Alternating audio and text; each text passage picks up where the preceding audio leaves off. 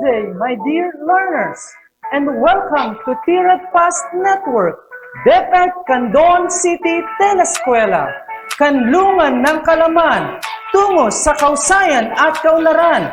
Tara na! I am Teacher EA, your teacher in Mathematics 4.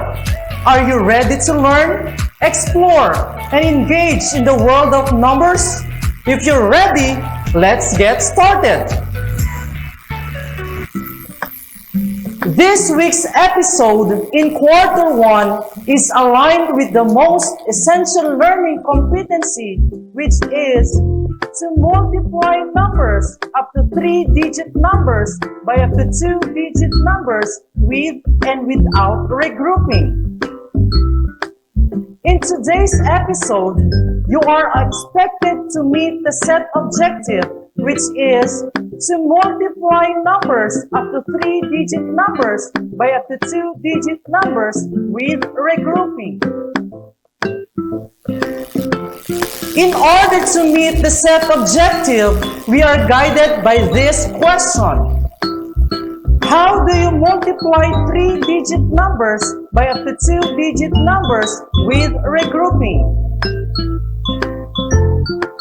Are you ready? But before that, let's have a short review on multiplying numbers without regrouping. Find the product of the following numbers.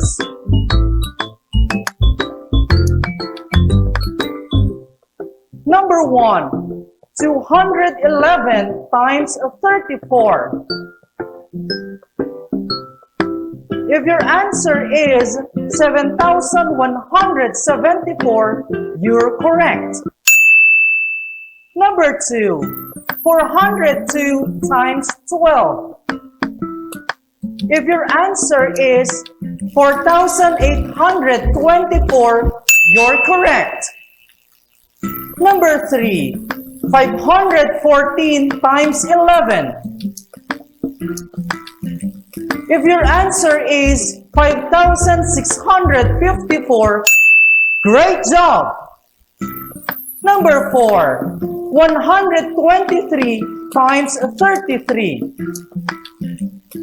If your answer is 4,059, you got it right! Philippines is one of the top producers of palay in Asia. We Filipinos considered rice as one of the staple foods. Many of the people are farmers.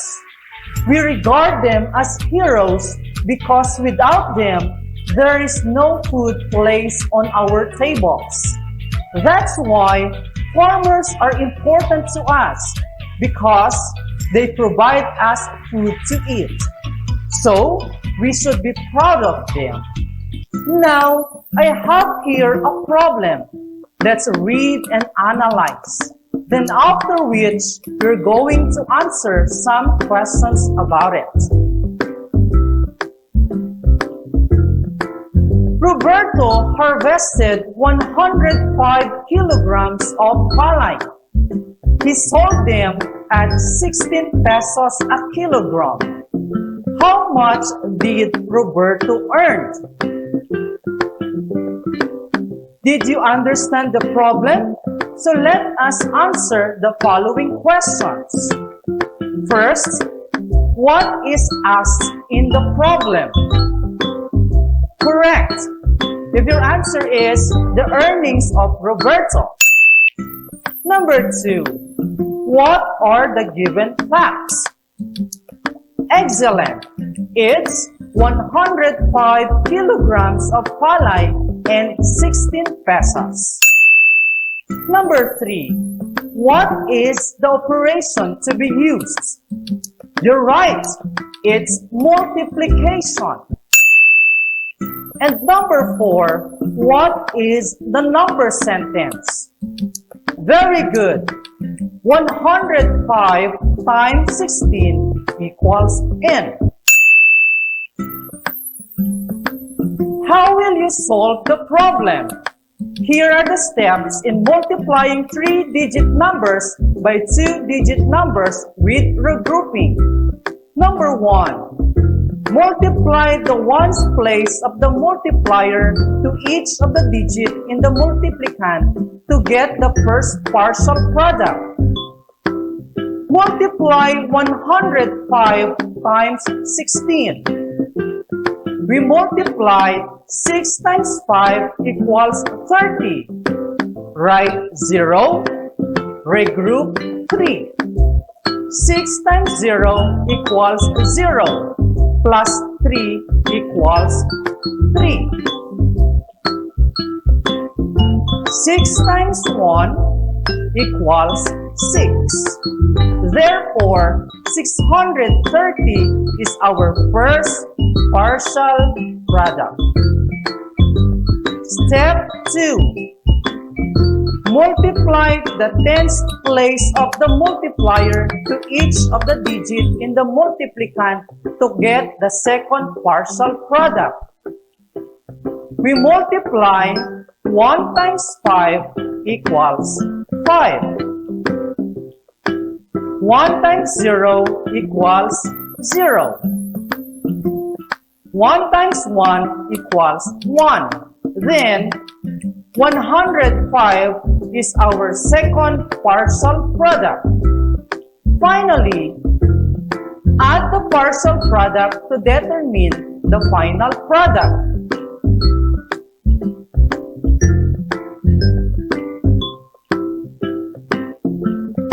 We bring down 0. 3 plus 5 equals 8. 6 plus 0 equals 6. Bring down 1. Therefore, 1,680 is our final product.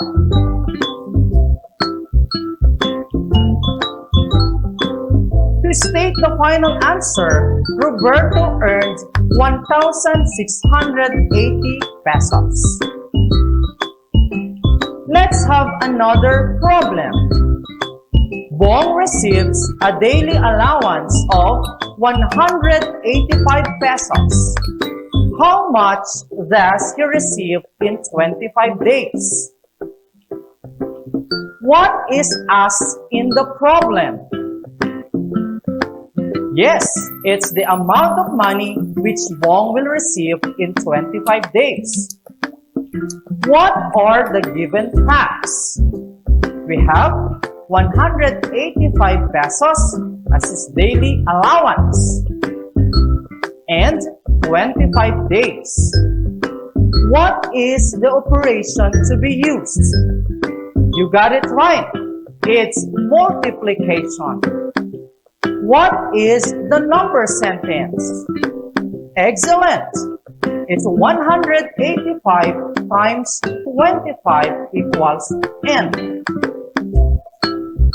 How will you solve the problem? We multiply 185 times 25 by following the step. Step 1. Multiply the ones place of the multiplier to each of the multiplicand to get the first partial product. We multiply 5 times 5 equals 25. Write 5, regroup 2. 5 times 8 equals 40, plus 2 equals 42. Write 2, regroup 4. 5 times 1 equals 5, plus 4 equals 9. Therefore, 925 is our first partial product. Step 2. Multiply the tens place of the multiplier to each of the digit in the multiplicand to get the second partial product. 185 times 2. 2 times 5 equals 10. Write 0, regroup 1. 2 times 8 equals 16, plus 1 equals 17. Right? 7, regroup 1. 2 times 1 equals 2, plus 1 equals 3. Therefore, 370 is our second partial product. And lastly, add the partial products to get the final product. We bring down 5. 2 plus 0 equals 2. 9 plus 7 equals 16. Write 6, regroup 1. 1 plus 3 equals 4. Therefore, 4,625 is our final product. So, Bong will receive 4,625 pesos in 25 days. Let's try more examples. Let's try this number. 567 times 34. 4 times 7 equals 28. Write 8, regroup 2. 4 times 6 equals 24. Plus 2 equals 26. Write 6, regroup 2. 4 times 5 equals 20. Plus 2 equals 22. Therefore, 2,268 is our first partial product. Next, 3 times 7 equals 21. Write 1, regroup 2. 3 times 6 equals 18. Plus 2 equals 20. Write 0, regroup 2. 3 times 5 equals 15. Plus 2 equals 17. Then write 17. Then 1,701 is our second partial product. Finally, add the two partial products, which are 2,268 and 1,701. We bring down 8. 6 plus 1 equals 7. 2 plus 0 equals 2. 2 plus 7 equals 9. Then bring down 1. Therefore, 19,278 is our final product. Let's try this number. 435 times 53. First, 3 times 5 equals 15. Write 5, regroup 1. 3 times 3 equals 9. Plus 1 equals 10. Write 0, regroup 1. 3 times 4 equals 12. Plus 1 equals 13. Then, 1,305 is our first partial product. Next, 5 times 5 equals 25. Write 5, regroup 2. 5 times 3 equals 15. Plus 2 equals 17. Write 7, regroup 1. 5 times 4 equals 20. Plus 1 equals 21. Then write 21. So, 2,175 is our second partial product. Finally, add the two partial products, which are 1,305 plus 2,175. We bring down 5. 0 plus 5 equals 5. 3 plus 7 equals 10. Write 0, regroup 1. 1 plus 1 equals 2. Plus 1 equals 3. Then bring down 2. So, the final product is 23,055. To generalize our lesson, how do you multiply numbers up to 3-digit numbers by up to 2-digit numbers with regrouping? So to multiply the numbers up to 3-digit numbers by up to 2-digit numbers with regrouping, we follow these steps. First, multiply the ones place of the multiplier to each of the digit in the multiplicand to get the first partial product.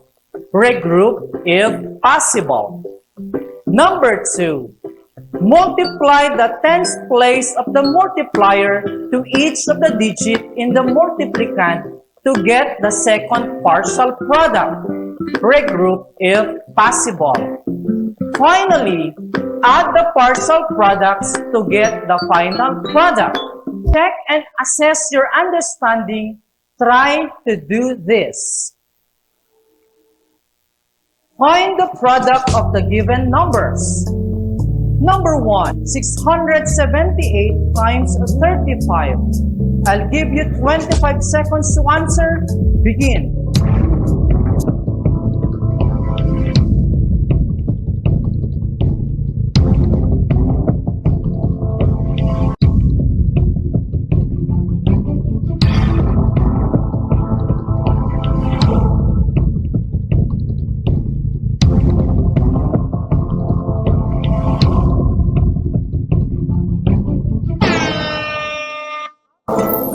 If your first partial product is 3,390 and second partial product is 2,034, and if you got 23,730 as your final product, excellent.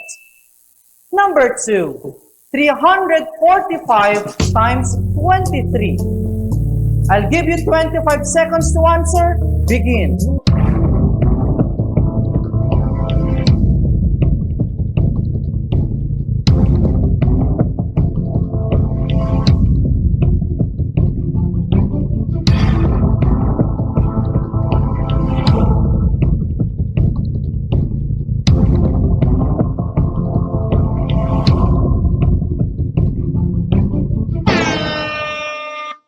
If your first partial product is 1,035 and second partial product is 690, and if you got 7,935 as your final product, perfect.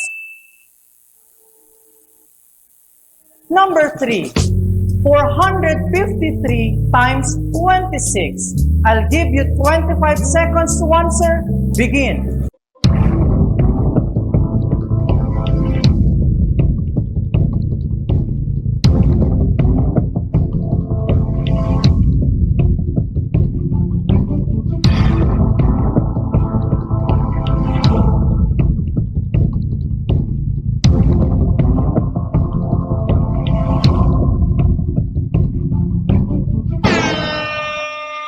If your first partial product is 2,718 and your second partial product is 906, and if you got 11,778 as your final product, you got it right. Number 4, 753 times 54. I'll give you 25 seconds to answer. Begin.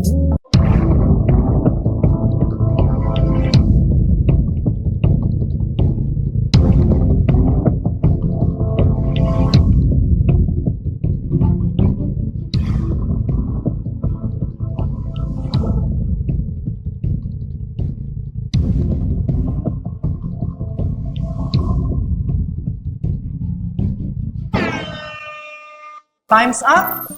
If your first partial product is 3,012 and your second partial product is 3,765, And if your answer is 40,662, excellent. And lastly, number 5, 456 times 63. I'll give you 25 seconds to answer. Begin.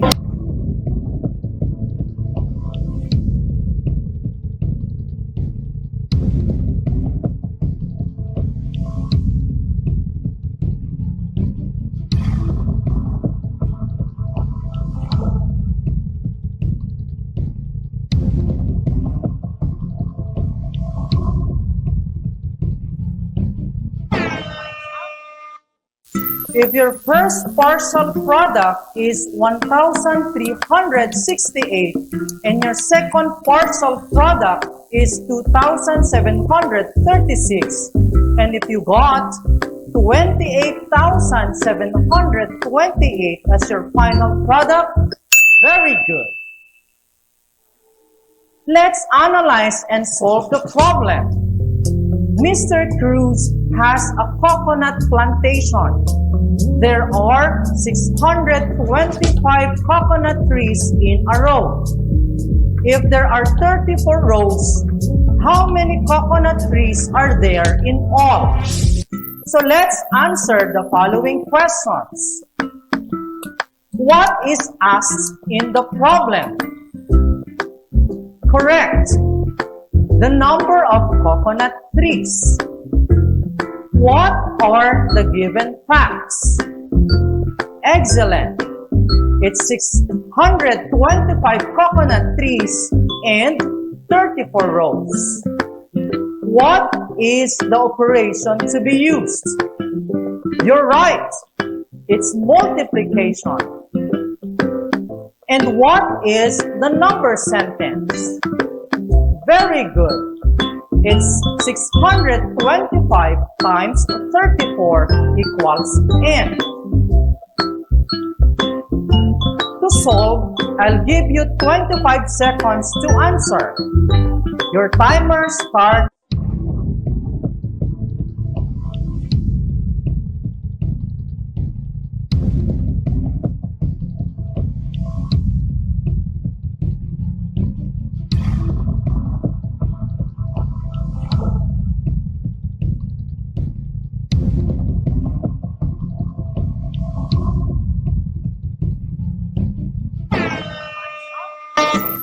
If your first partial product is 2,500 and your second partial product is 1,875, and if you got 21,250 as your final product, you got it right.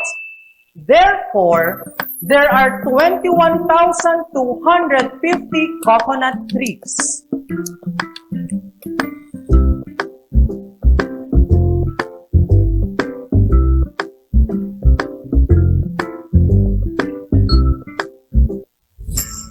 Always remember that multiply your potentials with your plans and it will be equal to your purpose of existence. Your potentials are your seeds of greatness, according to Israel More Ayevor.